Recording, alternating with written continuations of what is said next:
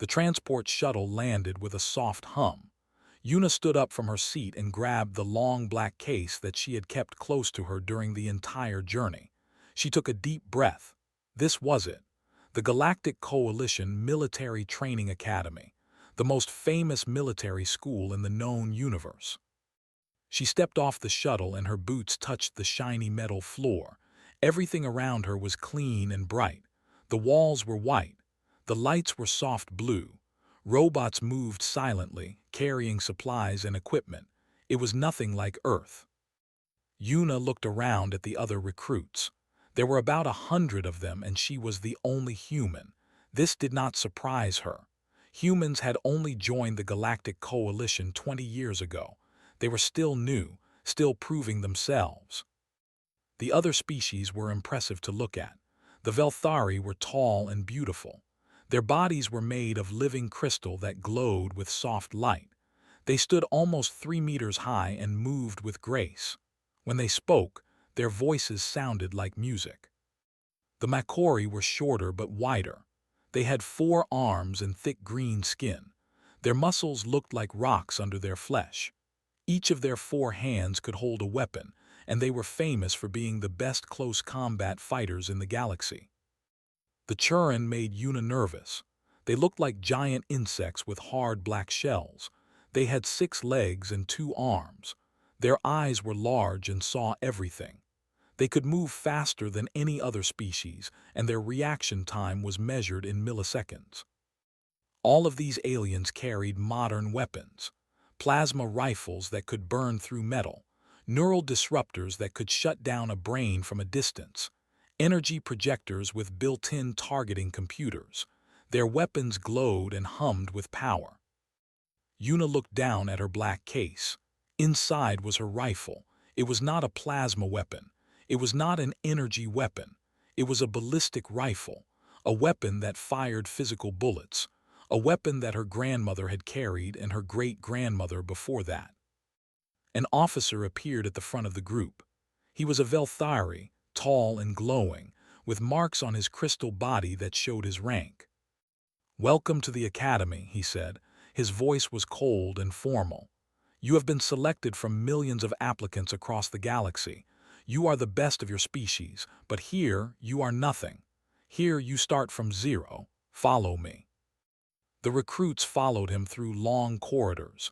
Yuna walked at the back of the group. She noticed that some of the aliens were looking at her. Their eyes moved to her black case. She could see their confusion. What kind of weapon was she carrying? They arrived at a large room. It was the barracks. Rows of beds stretched across the floor. Each bed had a small locker next to it. "Find a bed," the officer said. "Equipment inspection in 1 hour." Yuna found a bed in the corner. She placed her case on the bed and sat down. A Makori took the bed next to hers. He had dark green skin and 4 strong arms. He looked at her with curiosity. "I am Torgun," he said. "What species are you? I do not recognize you." "Human," Yuna said, "from Earth." "Earth?" Torgun repeated the word like he was tasting it. "I have heard of your planet. You joined the coalition recently, yes." 20 years ago. "That is very recent." Torgun looked at her case. "What weapon do you carry?" Before Yuna could answer, a loud voice came from across the room. "Look at this." The human brought a museum piece. Yuna turned. A group of Velthari cadets were standing near her bed. The one who had spoken was named Korvax. She would learn his name later. He was tall even for a Velthari, and his crystal body glowed bright blue with amusement. "What is in the case, human?" Korvax asked. "Show us your weapon." Yuna did not want to show them, but she knew that hiding would only make things worse. She opened the case. Inside lay her rifle. It was long and black. The frame was made of polymer and metal. There was a scope on top made of glass and simple electronics. There was no glow, no hum of energy, just metal and polymer and glass. The room went quiet for a moment. Then the laughter started. "It fires bullets," one of the Churin clicked. "Physical projectiles, like weapons from 1,000 years ago." Does it even have a targeting computer? Another alien asked. No, Yuna said quietly, it does not. The laughter grew louder. Even Torgun looked confused. How do you hit anything? Torgun asked. He was not laughing, but he clearly did not understand. Without a targeting computer, how do you aim? I aim with my eyes, Yuna said. I calculate with my brain. You calculate? Korvax stepped closer. His crystal body flickered with mockery. What do you calculate? Distance, wind speed, gravity, temperature, humidity, the rotation of whatever planet or station I am on. Yuna touched the rifle gently. All of these things affect where the bullet goes. That sounds very slow, Korvax said, and very primitive.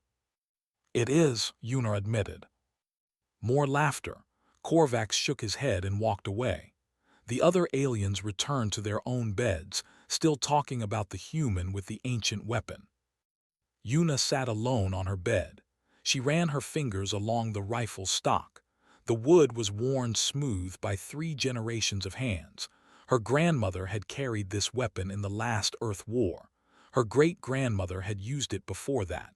And now Yuna carried it to the stars. She thought about her teacher back on Earth.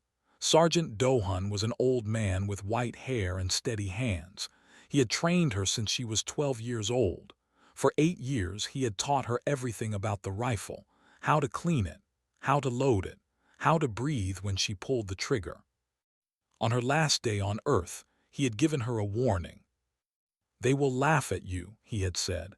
The aliens have better technology, faster computers, stronger bodies. They will not understand why you carry this weapon. Then why should I carry it? Yuna had asked. Dohan had smiled. It was a thin smile full of secrets. Because one day their computers will fail, their technology will break, and when that day comes, they will need someone who can still hit a target. They will need someone who does not depend on machines. Yuna had not fully understood then. She still did not fully understand now, but she trusted Dohun. He had never lied to her. She closed her case and lay back on her bed. Around her, the other cadets talked and laughed.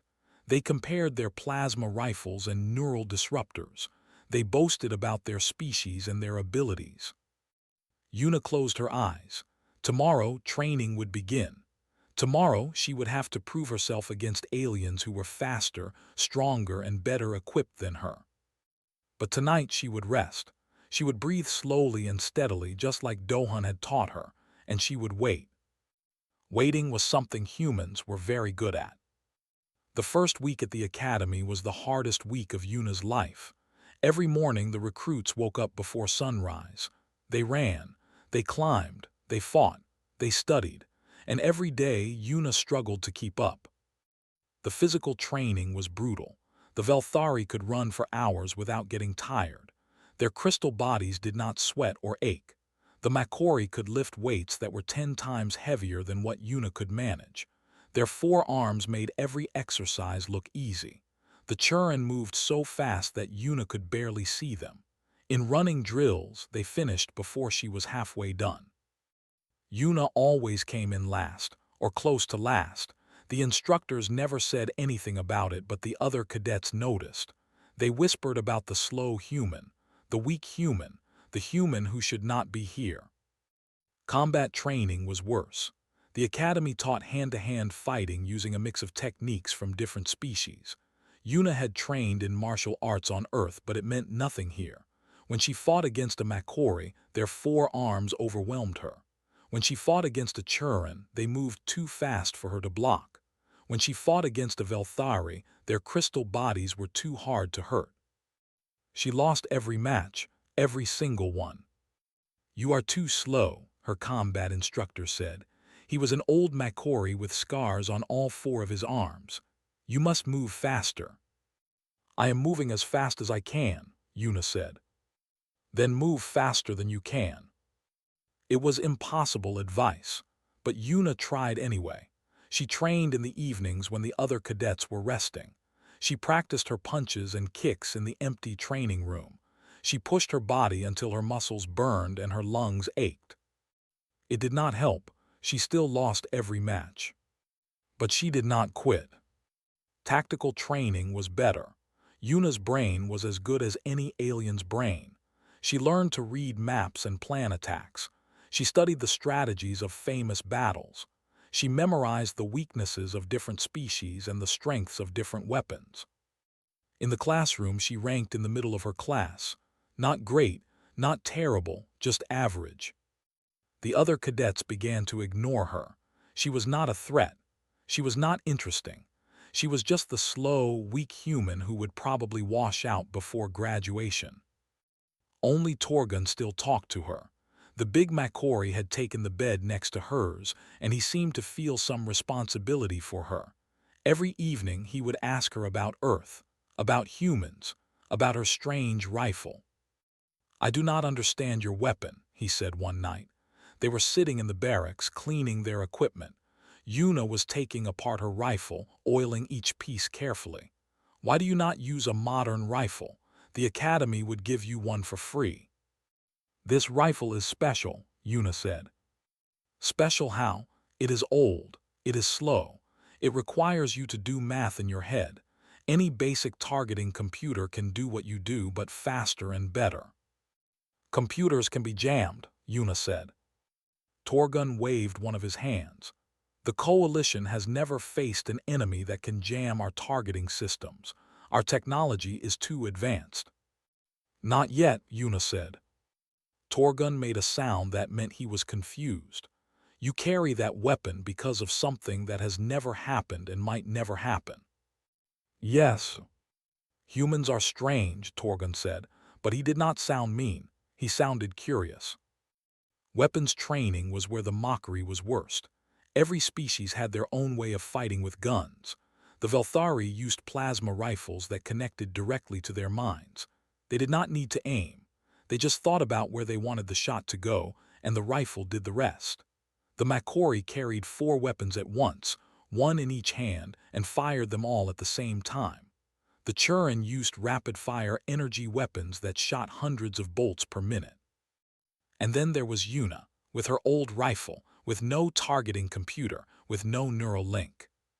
She had to aim with her eyes. She had to calculate in her head. She had to breathe between shots. While the other cadets fired dozens of rounds in seconds, she fired one round. Then she waited. Then she fired another. "What is she doing?" the cadets would ask. "Why does she wait so long between shots?" The weapons instructor was a Churin named Tika. She had fought in 3 wars and had the medals to prove it. She watched Yuna carefully but said nothing. Every day, she recorded Yuna's scores and moved on. Yuna's scores were not good. Not bad, but not good. She hit her targets, yes, but she was too slow. In a real battle, she would be dead before she could fire her second shot. One day, Korvax decided to have some fun. They were on the shooting range. The targets were metal plates at different distances. The cadets were taking turns showing off their skills. Korvax stepped up with his plasma rifle and destroyed all 15 targets in less than 3 seconds.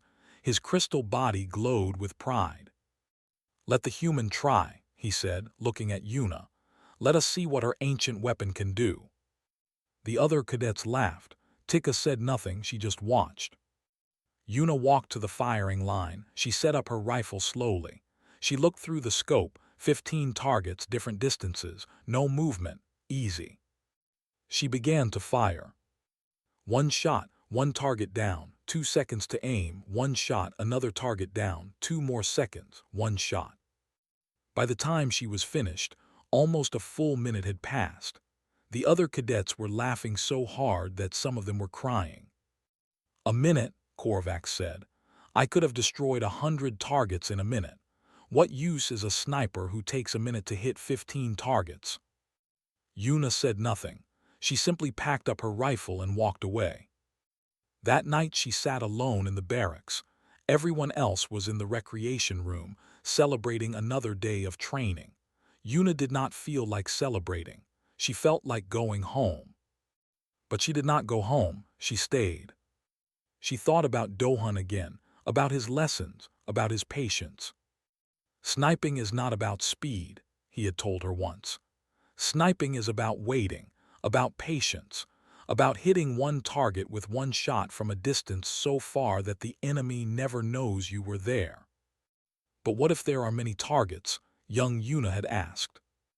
Then you hit the most important one first, the leader, the commander, the one who gives orders. You hit that target and the rest fall apart. Yuna had not understood then. She was beginning to understand now.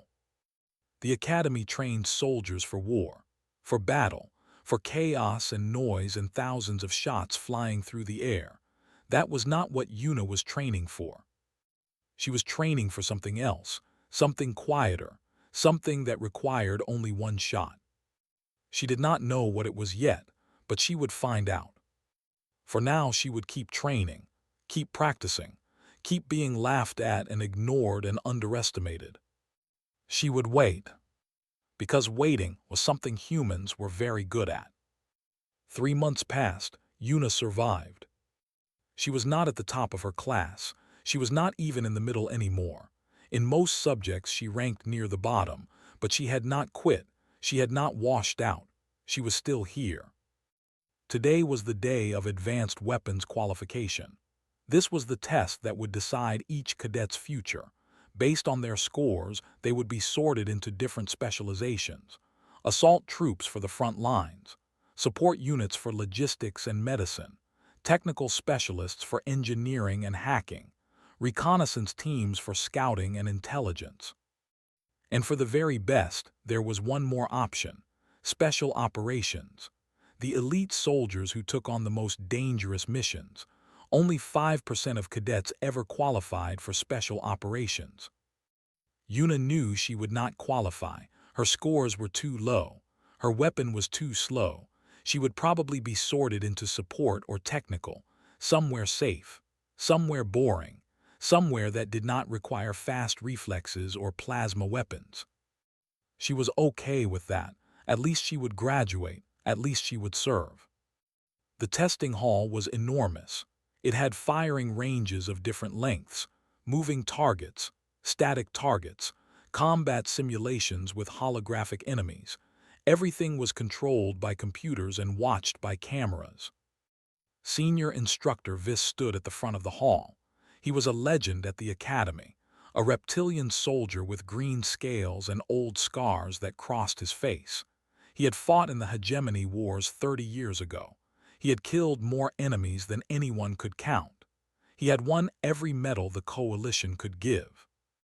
Now he was old, his scales were faded, his movements were slow, but his eyes were still sharp, very sharp.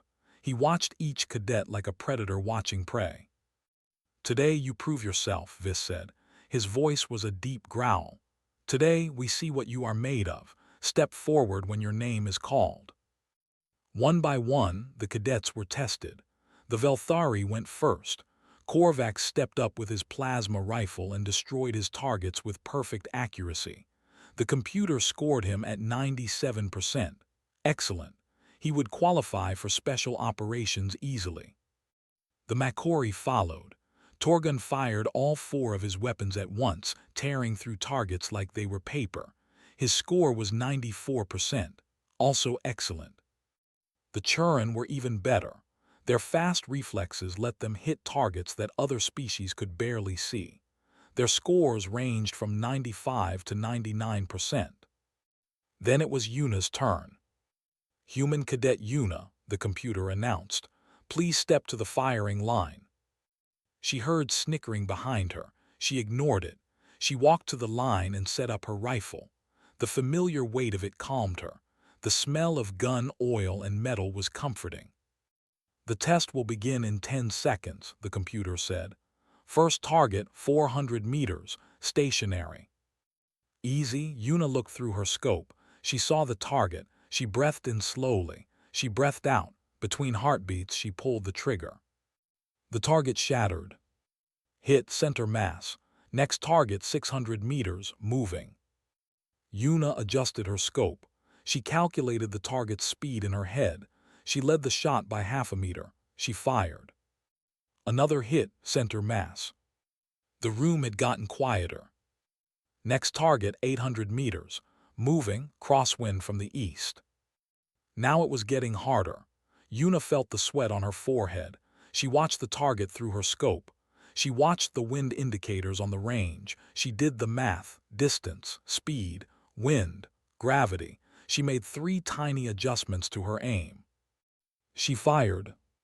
Hit center of the head. The snickering had stopped completely. Next target 1,200 meters, partial cover, random movement pattern. This was supposed to be difficult. At 1,200 meters, even plasma rifles with targeting computers had trouble. The target would only be visible for moments at a time. It would move unpredictably. Yuna did not rush. She watched. She waited. The target appeared from behind cover. It moved left. It moved right. It ducked back down. She waited. The target appeared again, for just half a second. Yuna fired. Headshot. Now the room was completely silent. Even Vis had stopped looking at his datapad. His old reptilian eyes were fixed on Yuna. Final target, the computer announced. 2,000 meters. This target has never been hit in the 40-year history of this academy. Yuna heard whispers behind her. 2,000 meters, 2 kilometers, with a ballistic rifle, with no targeting computer. It was impossible. It had to be impossible. She lay down on the ground, prone position.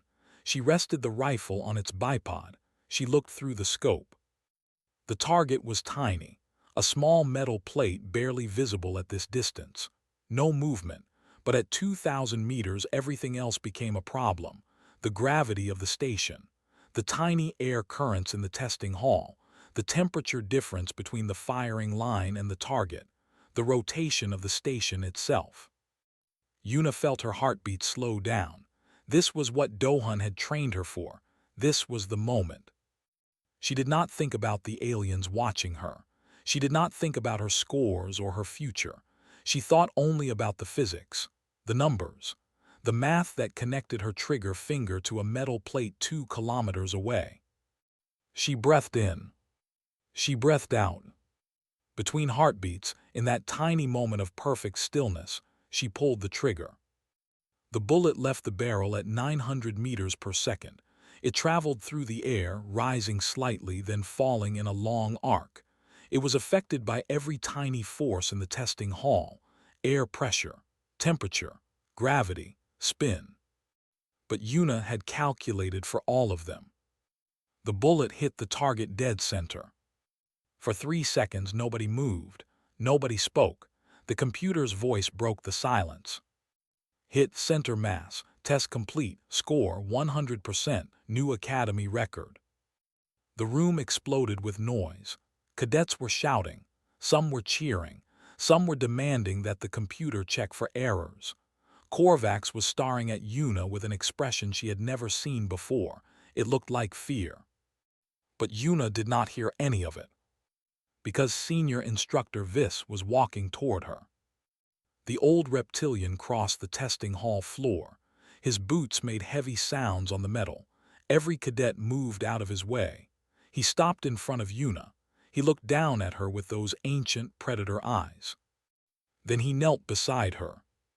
His mouth came close to her ear. His voice was so quiet that no one else could hear it. "Only snipers," he whispered. Yuna did not understand, but before she could ask, Vis stood up and walked away. 2 soldiers appeared at her sides. They were not regular soldiers. They wore black uniforms with no markings, no rank symbols, no unit patches, nothing. "Come with us," one of them said. "Bring your weapon." Yuna packed her rifle. She looked back at the testing hall. She saw Torgun watching her with confusion. She saw Korvax watching her with something like respect. She saw Tika, the weapons instructor, nodding slowly. Then she followed the soldiers out of the hall. She did not know where they were taking her. She did not know what only snipers meant, but she knew one thing. Everything was about to change. The soldiers led Yuna through corridors she had never seen before. They walked past the regular training areas, past the barracks, past the classrooms. They entered a section of the academy that was not on any map. The walls here were darker, the lights were dimmer. There were no windows, no signs, no other cadets, just empty corridors and locked doors. Finally, they stopped in front of a large metal door. One of the soldiers pressed his hand against a scanner. The door slid open. Inside was a room that looked like a small auditorium. There were seats arranged in rows, facing a raised platform, and in those seats sat 12 people. 12 humans. Yuna's heart jumped. She had not seen another human since she left Earth. 3 months in the academy, surrounded by aliens, she had almost forgotten what her own species looked like. They were all different ages, some young like her, some older, men and women, but they all had something in common. They all had the same calm expression, the same patient eyes, and they all had the same type of rifle case sitting next to their seats. "Sit," one of the soldiers said. "The captain will speak to you soon." Yuna found an empty seat near the back. She looked at the other humans. They looked back at her. Some nodded, some smiled. None of them spoke. A door at the front of the room opened. A woman walked in.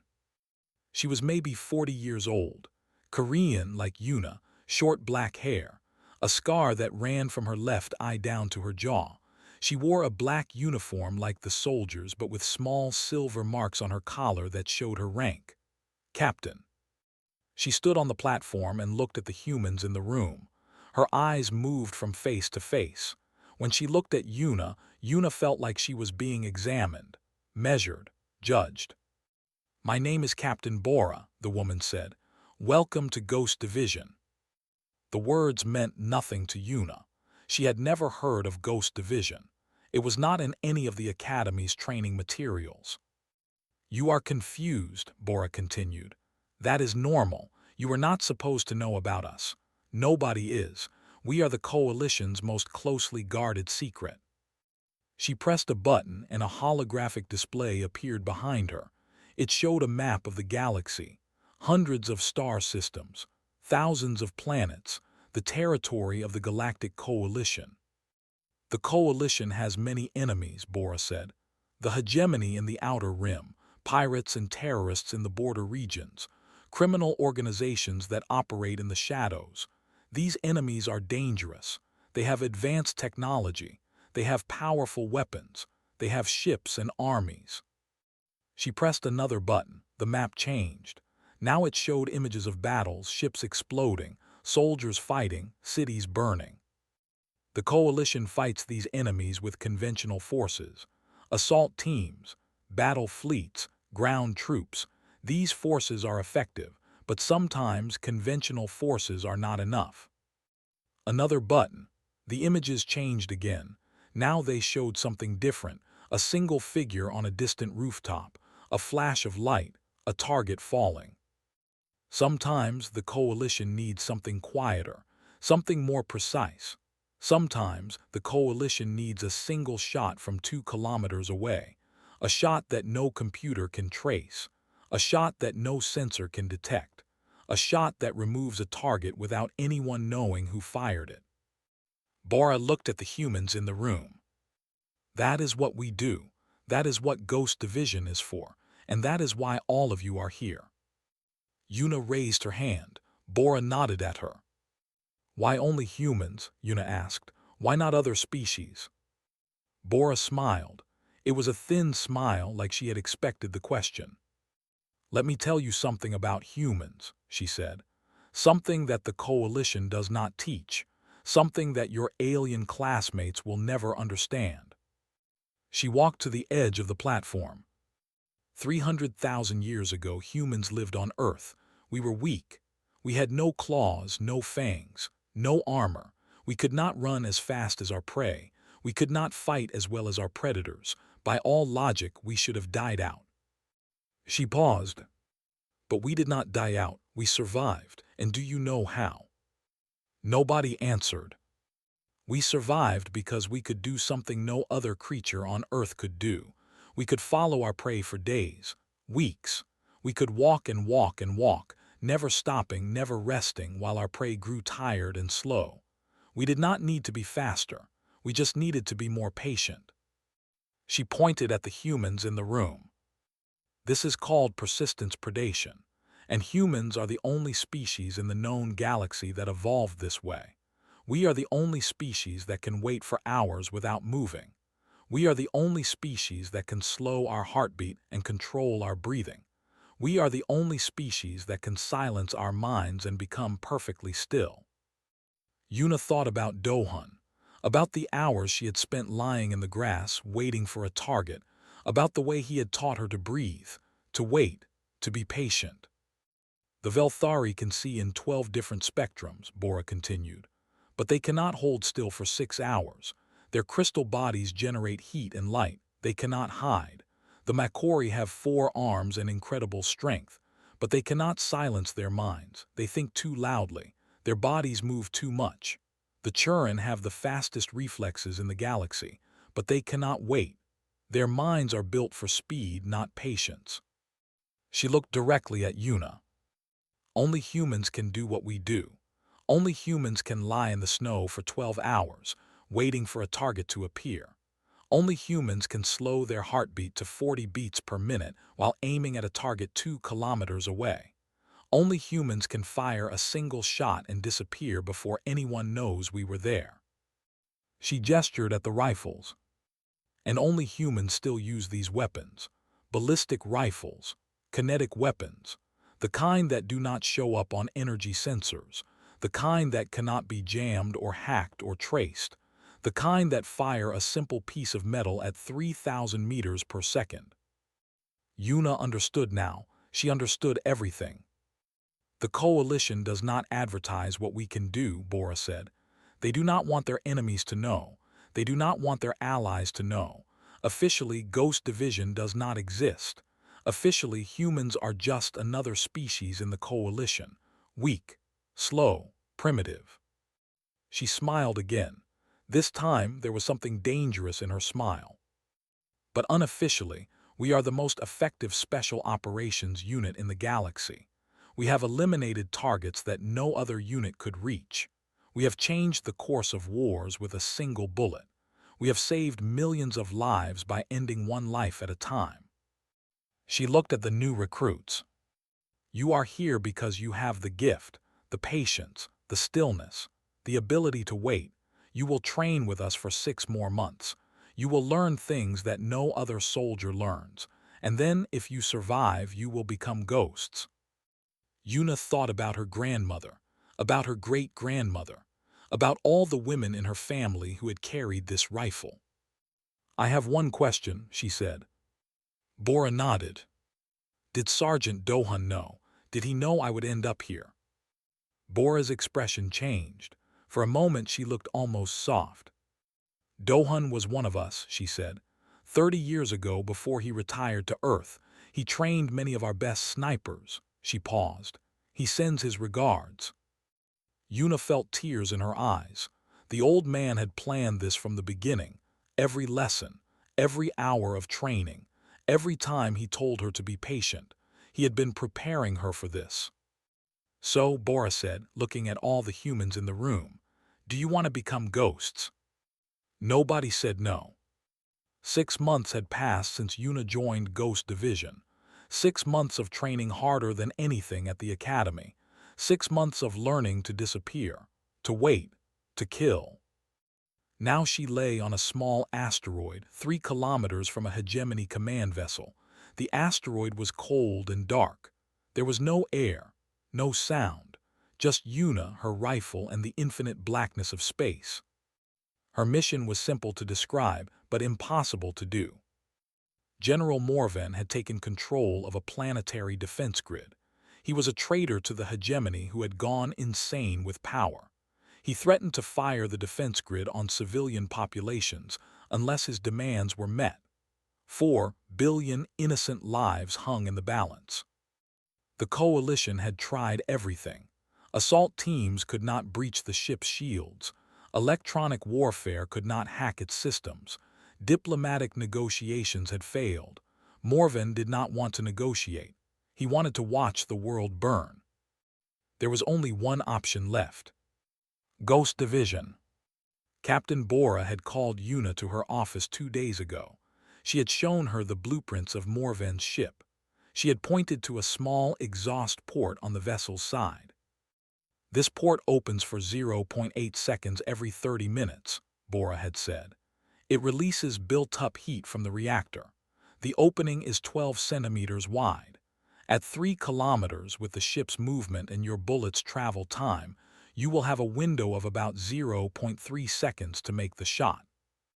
"And the interior?" Yuna had asked. "The bullet will need to ricochet twice off internal bulkheads to reach the command deck. We have calculated the angles. If you hit the exhaust port at the correct position, the bullet will travel through the ship and strike the command chair." Yuna had looked at the blueprints for a long time. "This is impossible," she had said. "Yes," Bora had agreed. "That is why we are sending you." Now Yuna lay on the asteroid, waiting. She had been here for 11 hours. Her suit recycled her air and water. Her body temperature was regulated by tiny heaters in her clothing. She had not moved more than a few centimeters in all that time. She was not bored, she was not tired, she was perfectly still, perfectly patient. This was what humans were made for. Through her scope she watched the Hegemony ship. It was a massive vessel, bristling with weapons and shields. It looked like a monster floating in the darkness. Inside that monster, General Morven waited.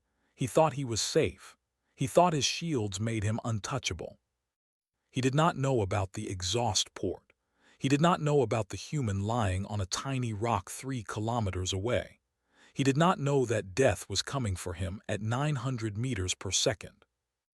Yuna checked her calculations one more time. Distance, 3,247 meters. Target movement, slow rotation of 3 degrees per minute. Bullet travel time, approximately 3.6 seconds. Window of opportunity, 0.3 seconds.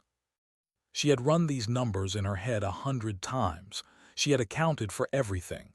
The bullet's weight, the temperature of the vacuum, the slight wobble in the asteroid's rotation, the angle of entry into the exhaust port, the 2 ricochets inside the ship. There was no room for error. Either she made the shot or 4 billion people died. Her heartbeat was steady, 42 beats per minute, slower than most people's resting heart rate. Dohan had taught her to control her body like this, to slow down, to become calm, to become still. She thought about her grandmother, about her great-grandmother, about all the snipers who had come before her. They had waited on rooftops and in trenches and in forests. They had taken impossible shots to save lives. Now she was taking an impossible shot in the emptiness of space. The family tradition continued. Through her scope she saw the exhaust port. It was closed, a small metal door barely visible against the hull of the ship. In 3 minutes it would open, and in the 0.8 seconds it was open, Yuna would have to fire. She did not think about failure. She did not think about the 4 billion lives depending on her. She did not think about anything at all. She simply waited. The minutes passed. The ship continued its slow rotation. Yuna made tiny adjustments to her aim, keeping the exhaust port in the center of her scope. 1 minute left. 30 seconds. 10 seconds.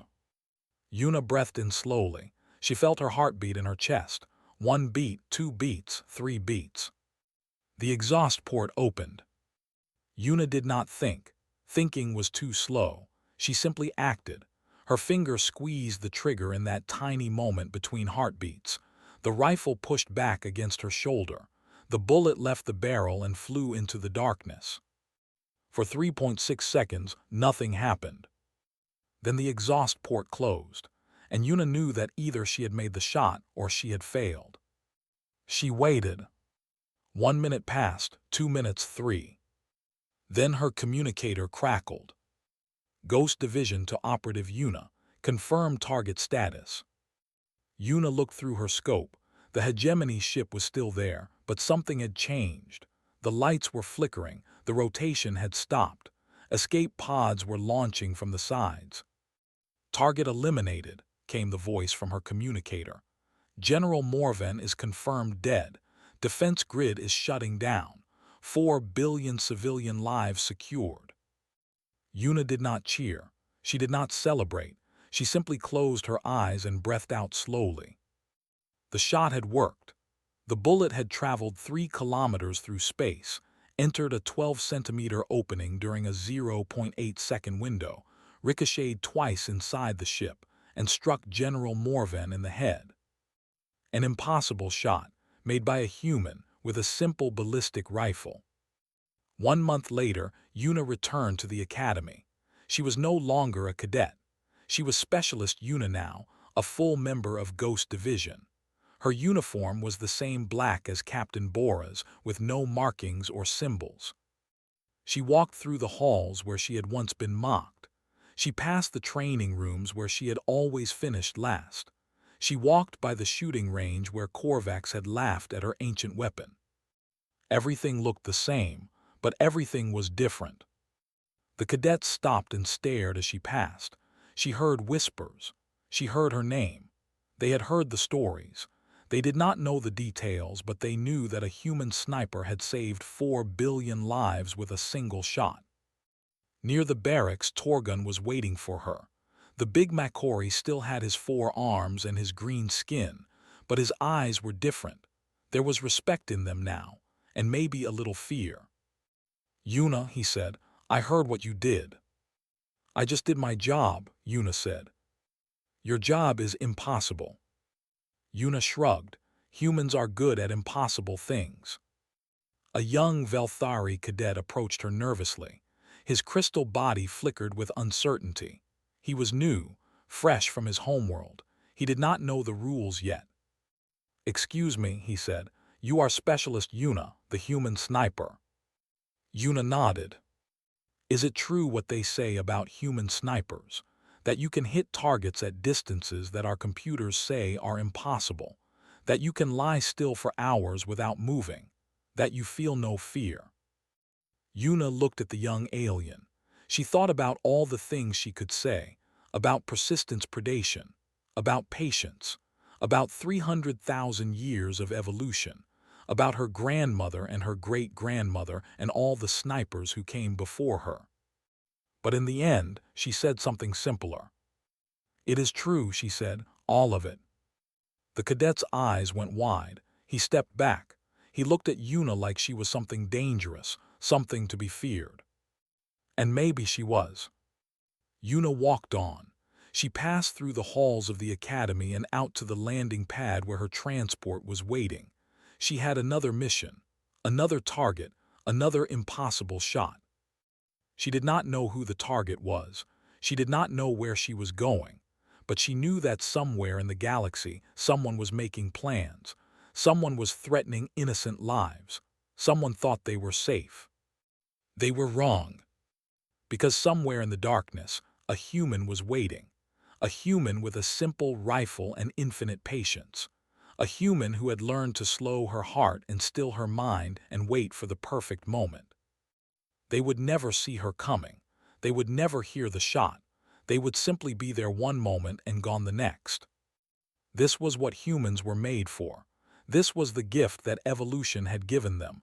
Not speed, not strength, not technology. Patience. And in a galaxy of faster, stronger, more advanced species, patience was the deadliest weapon of all. Yuna boarded her transport. The door closed behind her. The ship lifted off and flew into the stars. The legend of the human snipers had begun.